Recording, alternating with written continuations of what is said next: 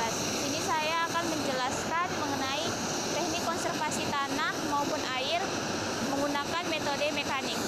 Terdapat 3 metode konservasi tanah dan air. Salah satunya ialah metode mekanik. Metode mekanik merupakan semua perlakuan fisik mekanis yang diberikan kepada tanah dan pembuatan bangunan untuk mengurangi aliran permukaan dan erosi, juga meningkatkan kemampuan penggunaan tanah.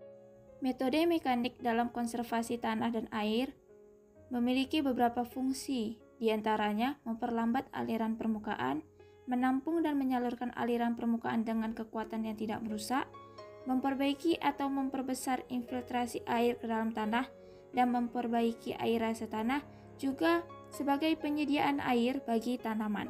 Dalam praktikum ini saya mengambil lokasi di daerah Seibulu, Kecamatan Teluk Mengkudu, Kabupaten Serdang Berdagai, Sumatera Utara. Contoh pertama, jenis metode mekanik yang digunakan pada daerah ini ialah menggunakan dam parit. Dam parit ini memiliki beberapa keunggulan, diantaranya dapat menampung air dalam volume besar karena mencegah dari saluran atau parit. Yang kedua, tidak menggunakan areal produktif. Yang ketiga, dapat mengairi lahan cukup luas karena dibangun berseri di seluruh daerah aliran sungai. Yang keempat, dapat menurunkan kecepatan aliran permukaan sehingga dapat mengurangi erosi permukaan dan sedimentasi.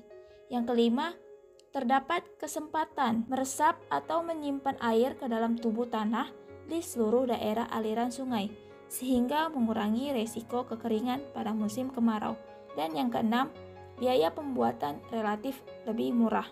Kelemahannya ialah dengan bentuk saluran yang kecil, harus diperhatikan kebersihan salurannya seperti sampah dan rumput liar yang tumbuh agar tidak menghalangi jumlah debit air yang mengalir ke sawah-sawah para petani.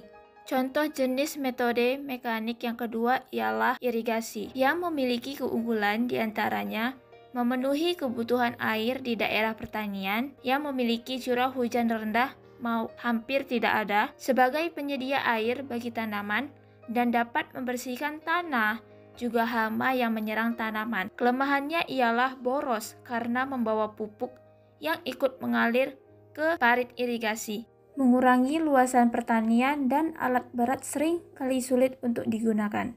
Contoh jenis metode mekanik yang terakhir ialah guludan. Keunggulannya ialah sebagai pengendalian erosi, memudahkan panen. Dengan menggunakan guludan, akar tanaman lebih kokoh dengan porsi guludan yang serasi dengan ukuran morfologi tanaman, mempermudah dalam irigasi, dan memudahkan petani dalam pemantauan tanaman. Kelemahannya ialah mengakibatkan terkikisnya tanah jika curah hujan sedang tinggi. Cukup sekian yang dapat saya sampaikan dalam video ini. Lebih dan kurangnya saya mohon maaf. Assalamualaikum warahmatullahi wabarakatuh.